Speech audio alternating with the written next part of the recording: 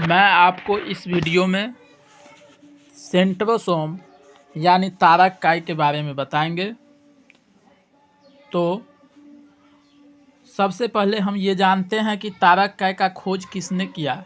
तो तारक काई का खोज जो है बॉवेरी नामक एक साइंटिस्ट ने खोज किया है। तारक काई का खोज बॉवेरी साइंटिस्ट ने किया है।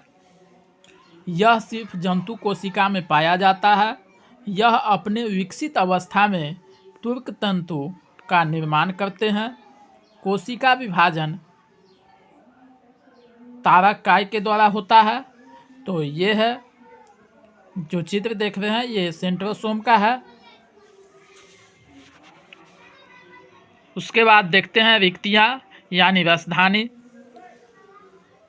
रसधानी का निर्माण गोल्जी काई के टूटने से होता है।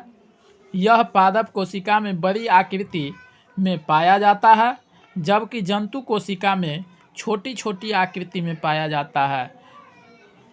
रिक्तिया यानी रसधानी, यह रस यानी जल से भरा होता है। यह है गोल्जी बॉडी। इसके बीच में जो है ये रिक्तिया है और इसके अंदर जल से भरा हुआ भाग है,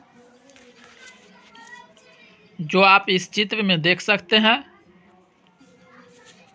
तो रिक्तिया का कुछ महत्वपूर्ण तथ्य है, इसके बारे में देखते हैं। अभी विश्व की सबसे बड़ी कोशिका शुतुरमुर्ग के अंडे का है। विश्व की सबसे छोटी कोशिका माइकोप्लाज्मा गैलीसेप्टिकम है। मानव शरीर का सबसे बड़ी कोशिका अंडाणु है। सबसे लंबी कोशिका न्यूरॉन है। सबसे छोटी कोशिका शुक्राणु है।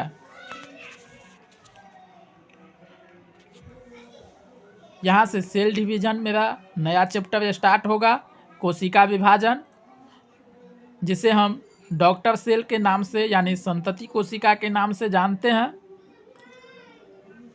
या पेरेंट्स सेल के नाम से भी जानते हैं, मातृ पितृ कोशिका।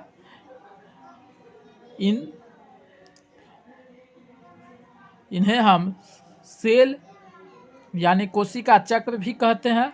सबसे पहले कोशिका विभाजन को रोडोल्फ विर्चो के द्वारा देखा गया था।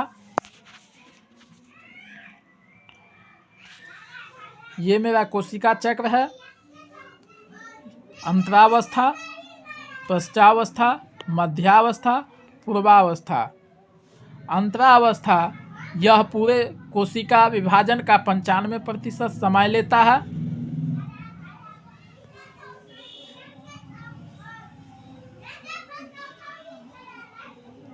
कोशिका द्रव तथा सभी अंग विभाजक हेतु तैयार हो जाते हैं। आरएनए प्रोटेक्शन का निर्माण करता है।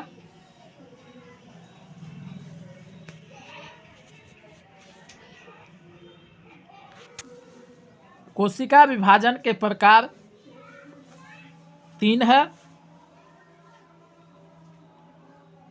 जिसमें पहला है असूत्री विभाजन। यह विभाजन प्रोकैरियोटिक कोशिकाओं में होता है, उदाहरण जीवाणु, साइनोबैक्टीरिया, नील हरित शैवाल etc. है। दूसरा समसूत्री विभाजन, यह कायिक विभाजन के नाम से भी जानते हैं। यह ऑटोसोम गुणसूत्र में संपन्न होता है। यह विभाजन निम्न चरणों में संपन्न होता है। पूर्वावस्था, जिसमें क्रोमेटिन जाल, क्रोमेटिड, सेंट्रोमियर ये सब काम करते हैं। मध्यावस्था के अंतर्गत गुणसूत्र का निर्माण होता है, त्वक तंतु का निर्माण होता है।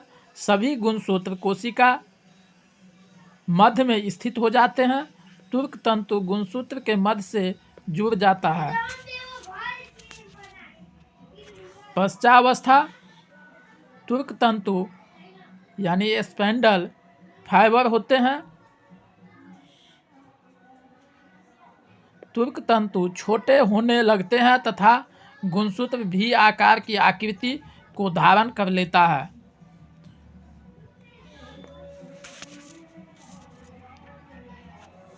अंतरावस्था दो नई केंद्रक का निर्माण अंतरावस्था में दो नई केंद्रक का निर्माण हो जाता है।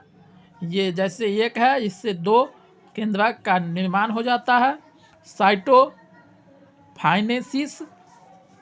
कोशिका द्रव का विभाजन होता है।